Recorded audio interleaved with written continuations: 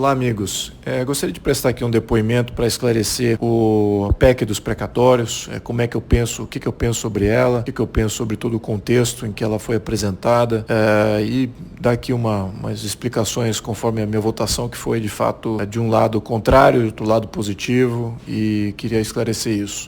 Só já pontuo adiante que foi talvez a votação mais difícil que eu fiz aqui na casa, nos últimos quase 3 anos de mandato. Eu sempre tenho mantido minha coerência, raramente eu tenho violado, às vezes já votei errado, algumas vezes já corrigi o voto em notificações suplementares. No entanto, essa PEC, sempre acreditei inicialmente que ela tinha alguns problemas, depois por questões não relacionadas à PEC, foi levado a votar positivo, mas assim, é o que é, eu tive que exercer isso e assumo todo o risco e a responsabilidade disso.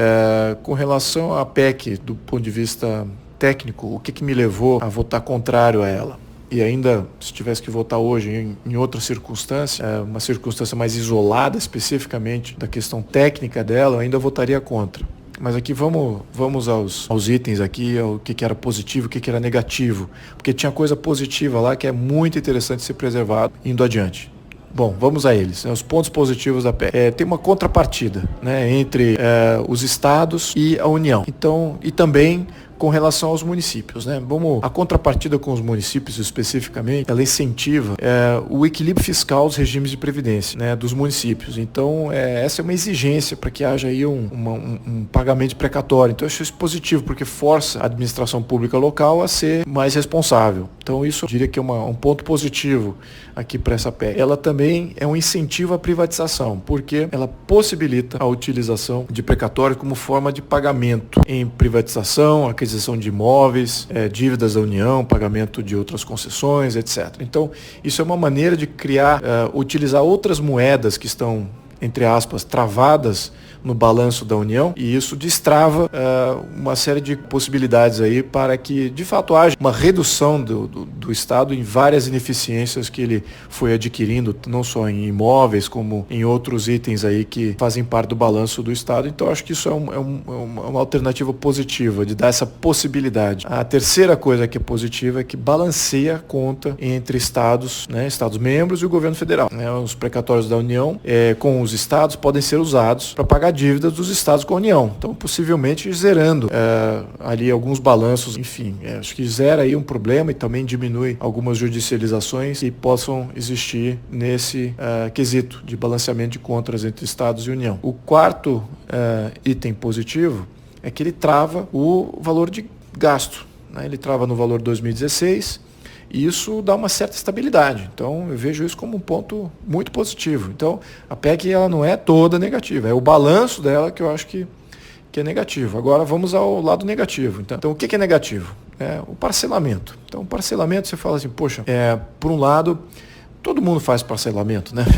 Mas, no fundo, a União fazendo parcelamento significa que ela está contraindo uma dívida. Toda vez que você empurra para um pagamento futuro, você cria uma dívida de longo prazo. O que é curto prazo? Tudo que é pago no ano. O que é longo prazo? Tudo que fica pago no ano seguinte. Então, você está criando dívida de longo prazo. Então, o parcelamento tem essa natureza, né? É discutível se é de fato um ponto negativo. Agora, considerando o modelo atual, você paga ao menos no ano, mesmo assim não temos muita visibilidade de quando que será paga as precatórias, esse é outro problema do modelo atual, mas assim, o parcelamento não necessariamente resolve isso, tá? Resolve esse problema do sistema de precatórios atual. Então, esse é um ponto. Então, o parcelamento, o que ele faz de fato? Ele cria mais dívida, ele cria endividamento futuro.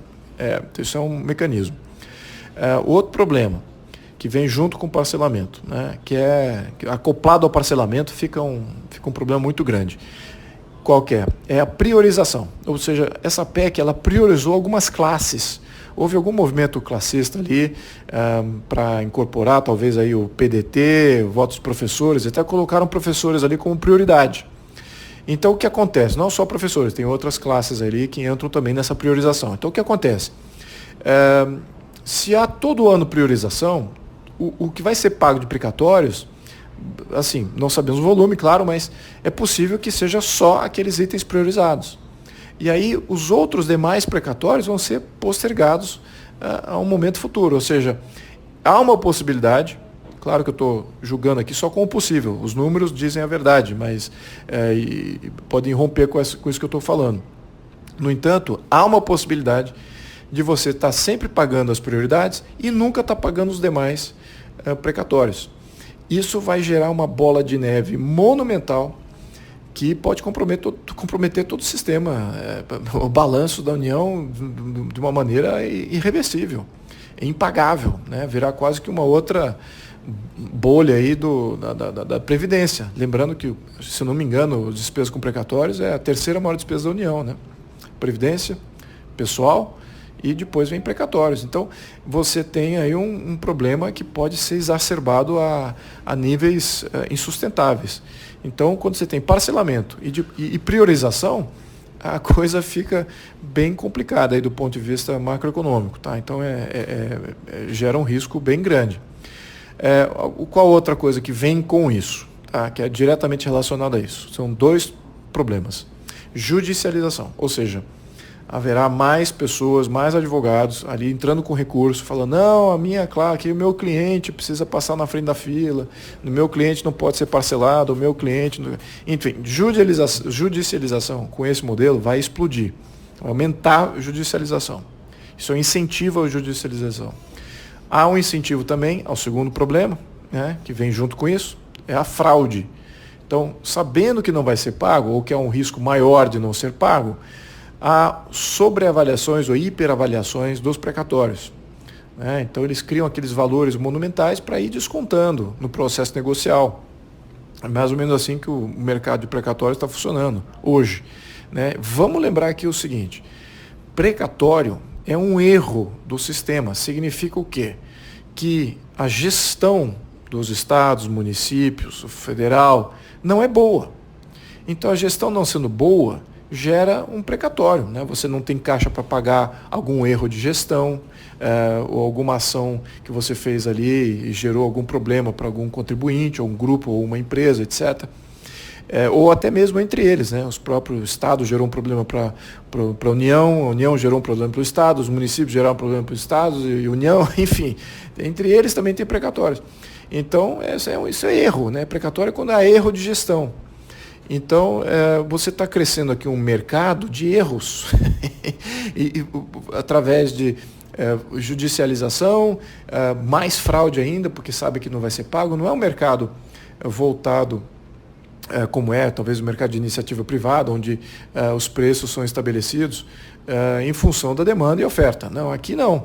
Aqui é no risco de não pagamento, é de você poder ter uma margem para negociar também, e incluir mais pessoas no esquemão aí de pagamento de precatório, que é o que acontece hoje no mercado de precatório. Então, isso vai ser exacerbado. Isso não é bom.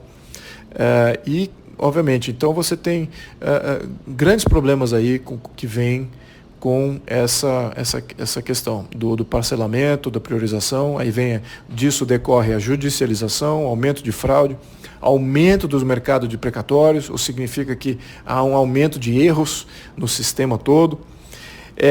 E agora vamos ao último item, que é interessante a gente pautar, que é a questão de vinculações. Então, como se não bastasse isso que eu mencionei, alguns precatórios têm vinculações de terceiros, né? Ou seja, você pode ter um precatório entre a União e o Estado, membro, mas tem um ente vinculado a esse precatório, que é talvez o município, que não tem nada a ver com uma violação que ocorreu entre o Estado e a União. No entanto, se houver aí um parcelamento, se houver aí essa priorização e um risco de nunca pagamento, esse terceiro fica prejudicado. Então, o risco para ele fica aumentado ainda mais, né? Porque ele é uma terceira parte de um contrato do qual ele não teve controle algum.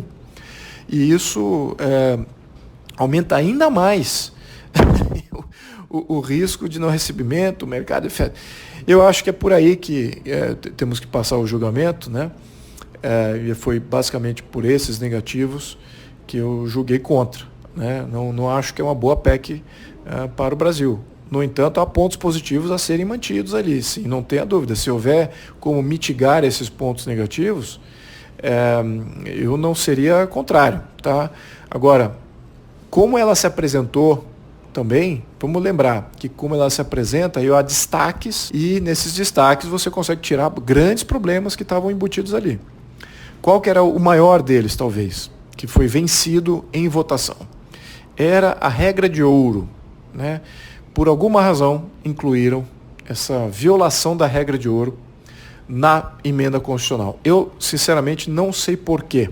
Não acho que era necessário isso para se obter mais recursos para o atual governo de fazer o Auxílio Brasil. Não acho que essa violação da regra de ouro e mexer na regra de ouro era necessário. No meu ponto de vista, posso estar completamente errado, mas é como eu vejo. Por que eu acho que esse era o maior dos problemas aqui? É porque a regra de ouro é um limite que já está sendo violado na prática de outras maneiras. No entanto, é um limite importante que estabelece que o Estado não pode contrair dívidas para pagar despesas correntes, despesas operacionais, despesas com pessoal, etc. O Estado pode adquirir dívidas para investimento, programas, etc., que são independentes, se sustentam por conta própria. O que é raro a gente ver isso também. No entanto, enfim, a regra é interessante, é muito boa, ela devia até ser aprimorada, na minha opinião. Ela devia ser mais rigorosa e impedir que seja violada da maneira que ela é violada hoje. Na prática, há maneiras de você contornar isso, mas não é tão fácil assim. No entanto, na PEC ele facilita de uma maneira absurda.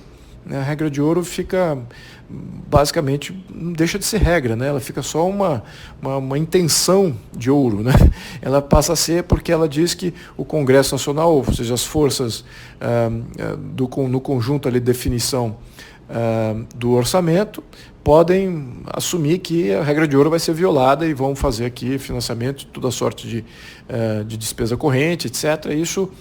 O que isso faz? Se isso acontece de fato, assim, com uma maneira muito mais fácil, a gente volta à era Sarney, né? A gente volta à era de hiperinflação, né? Antes do Plano Real, antes da estabilização dos anos 90. Né? Então, voltando atrás aí 30 anos. Se você me perguntar por que isso está aí, eu não acho que isso é a linha do governo, para ser sincero. Tá? É isso que eu acho que a gente tem que pontuar aqui também nessa crítica. Tem muita coisa que está aqui nessa PEC que não segue a linha do governo. Tá? Foi acomodação de alguns grupos de interesse ali para propor a emenda constitucional. Está bem nítido isso, ao menos na minha leitura. Tá? Não acho que isso... É por isso que eu estou bem feliz que a PEC não inclui a violação da regra de ouro. Foi um voto muito bem colocado aí pela maioria dos deputados. Isso você vê que o consenso ali foi muito bom nesse ponto, isso dá uma certa esperança. No entanto, todos os outros demais itens ali que eu julgo que são importantes também vão se materializar em função da aprovação dessa PEC. Tá? Agora, o que também nunca foi um problema, mas fizeram crer que era, isso minha opinião, óbvio, né? A regra de apuração do índice, né, de reajuste. Por que isso era um problema? Porque eles viram, está mexendo qual é a regra de... Como é que era o índice? Era calculado de agosto a agosto. 12 meses, né? Agosto a agosto. Agora passou a ser de janeiro a dezembro. Então, ainda é 12 meses, só que mudou ali o período de cômputo do índice. Isso é um problema? Na alteração da regra, e se a regra for sempre alterada, isso é um problema. Tá? Então, aí cria-se se vai todo ano vai alterar a regra aí para querer, porque a inflação é mais alta, como a regra diz que o reajuste será baseado, o reajuste do teto do gasto será baseado também no índice de inflação, e como o índice de inflação de janeiro a dezembro foi maior do que de agosto para agosto, então, como eles querem aumentar os gastos e incluir o Auxílio Brasil, eles colocaram o índice que dá mais favorecimento a dar esse espaço para poder gastar, que é de janeiro a dezembro, onde a inflação de fato subiu. Então, isso é importante, a gente pontuar isso aí. Tá? Agora, no primeiro momento, tem um impacto, sem dúvida. Gera um aumento de gastos, mudou a regra, ok. Agora, não é um problema necessariamente para o longo prazo, porque é um ajuste aí ao longo do segundo, terceiro, quarto, quinto ano, pronto, já esse vai ser o modelo. Se a regra não ficar sendo alterada, eu pessoalmente não vejo como sendo um problema. É só um problema no momento da alteração. Enfim, é como eu interpretei. Então, vamos pontuar aqui que o contexto político, né, que houve, de fato, um conluio, né, de vários agentes políticos, né, também do Estado, para remover recursos do governo. Né. Isso estamos em ano pré-eleitoral, ano que vem é ano eleitoral. Enfim, isso de fato está acontecendo, tá bem óbvio, ninguém se nega a esse movimento. A segunda coisa que também ninguém nega é que a intervenção dos governadores e dos prefeitos, não todos, óbvio, né, tem bons governadores, não sei nomear nenhum até agora, talvez um ou outro aí, não quero citar nomes também para não dar privilégio a nenhum, e certamente há bons prefeitos. No entanto, né, como um todo, as intervenções em função da pandemia, tanto de alguns governadores quanto de alguns prefeitos, gerou problemas econômicos, o que impactou na qualidade de vida, de fato na capacidade das famílias poderem se sustentar. Isso gerou demandas inegáveis na sociedade. É uma demanda criada artificialmente, né? Ou seja, um problema criado artificialmente por intervenção de governos locais.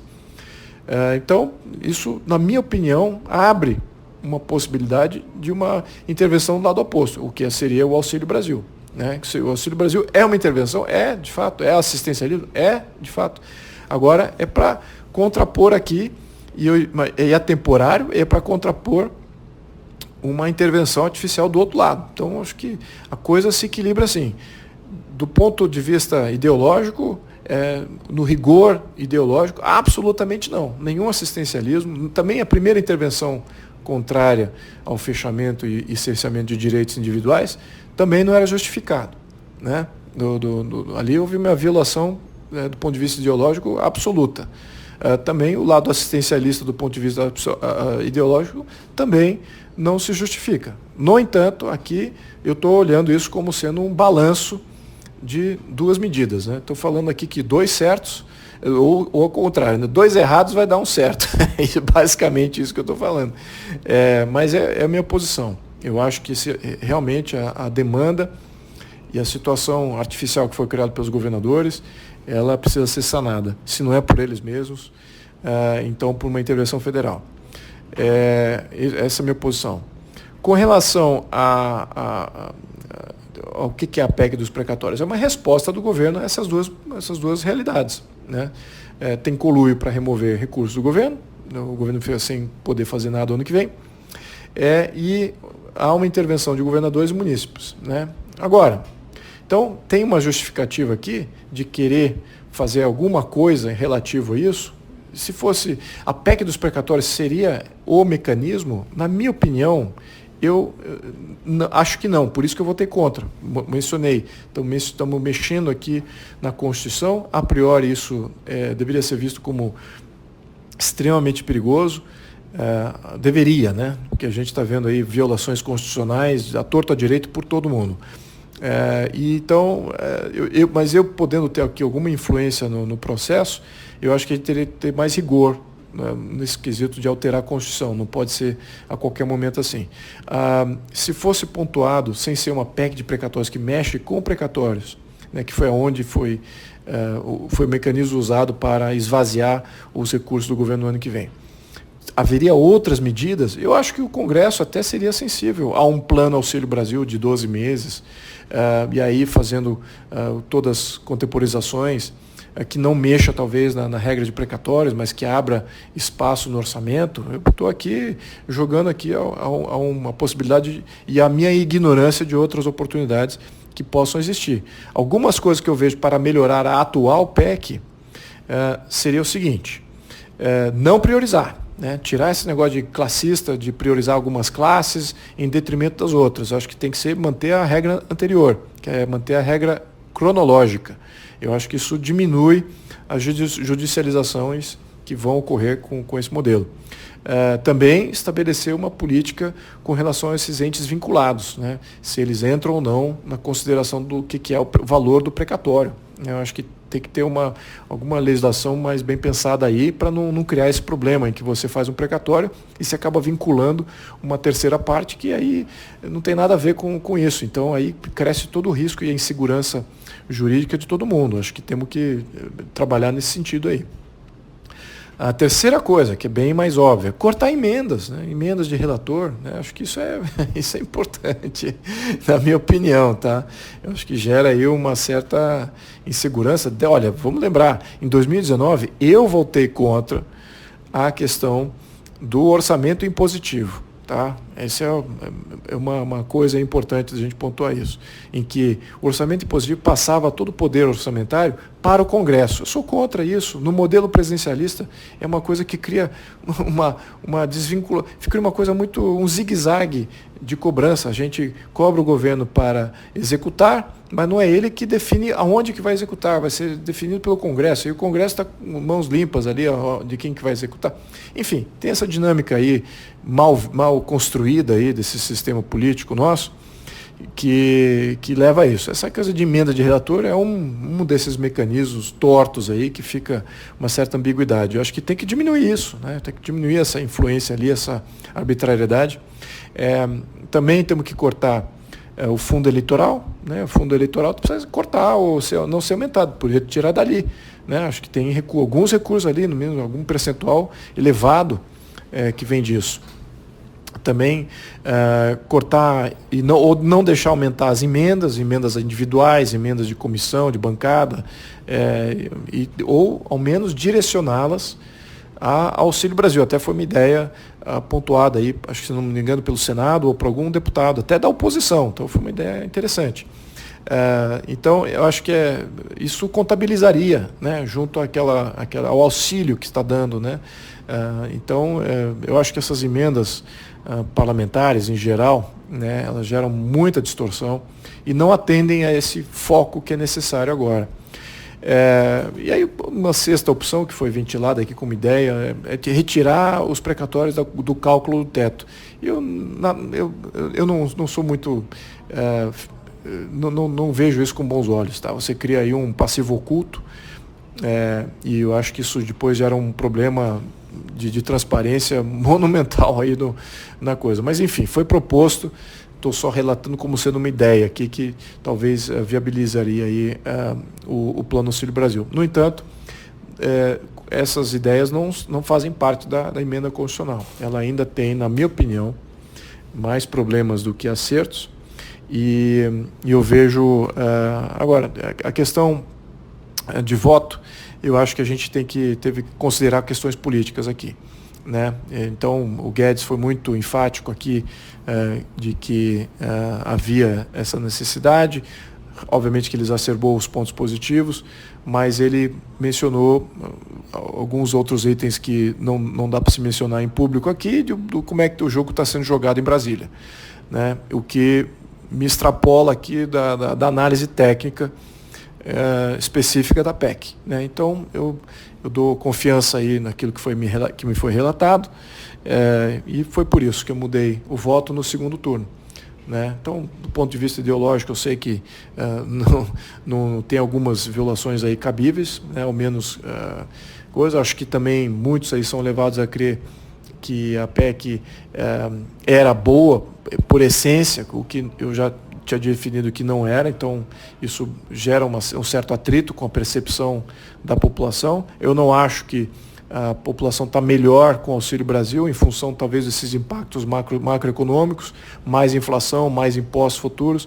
Eu via dessa maneira, né, na primeira leitura.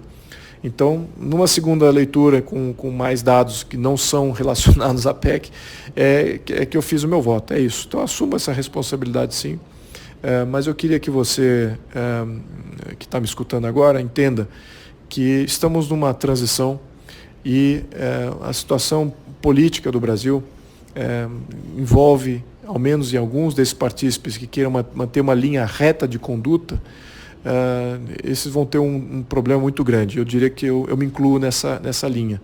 Tá? Eu acho que tem mais alguns outros deputados que também têm esse problema, que vão surgir nesse período de transição, né? Como manter uma linha, uma retitude ideológica e também de comprometimento com o seu próprio eleitorado, ao mesmo tempo fazer o melhor voto para o seu país, para a sua população, que envolva a todos, né? E eu acho que é isso que é sempre o dilema que nós somos colocados aí.